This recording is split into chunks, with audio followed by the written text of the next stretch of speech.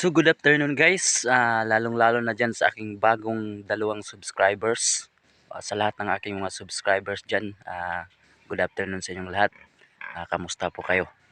So ngayon guys ay andito po tayo ngayon sa may mga ilalim ng puno na kung saan dito namumugad yung mga inaalaga ang mga baboy. So ipapakita ko sa inyo guys kung paano mag-alaga ng baboy na hindi nakakaapekto yung baho ng mga tae ng baboy sa kapwa o sa kapitbahay, kung paano talaga ginawa nila. Hindi sa akin to guys, ko ipapakita ko sa inyo kung paano talaga nila ginawa guys. So ngayon ipiplex ko sa inyo. So ayan guys, so para hindi makaapekto yung baho ng tayo ng baboy sa kapitbahay, so kailangan talaga siya gawa ng bahay at medyo malayo sa mga bahay guys. So yan, isa yan. So ito pa yung ipapakita ko sa inyo guys, yung iba. Ayun guys, so natatanaw po natin medyo malayo. Yan, ikot natin yung camera at yun din naman guys. Oh ayan, yan nakikita nyo, yan may baboy guys, at yung isa andun. So kailangan din guys, nasa sila, nasa ilalim ng mga puno para presko ang hangin, hindi rin mainitan yung mga baboy guys. So ganyan po talaga mag-alaga ng baboy, para yung mga tayo ng baboy ay hindi po makakapekto, o yung baho ng tayo ng baboy ay hindi po makakapekto sa mga kapitbahay.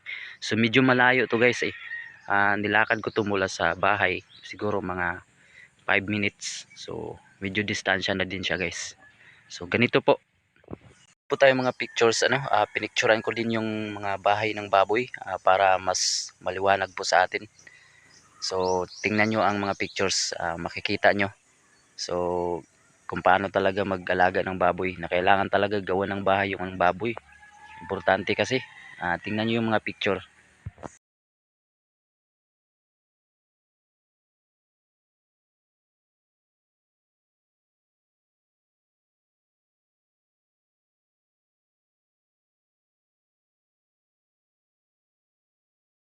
Ipinakita ko sa inyo kung paano talaga mag-alaga ng baboy na hindi umaapekto yung baho ng tayo ng baboy sa kapitbahay. So yun, ipinakita ko sa inyo ang pictures ng mga bahay ng baboy, at hindi lang pictures, at meron din tayong video.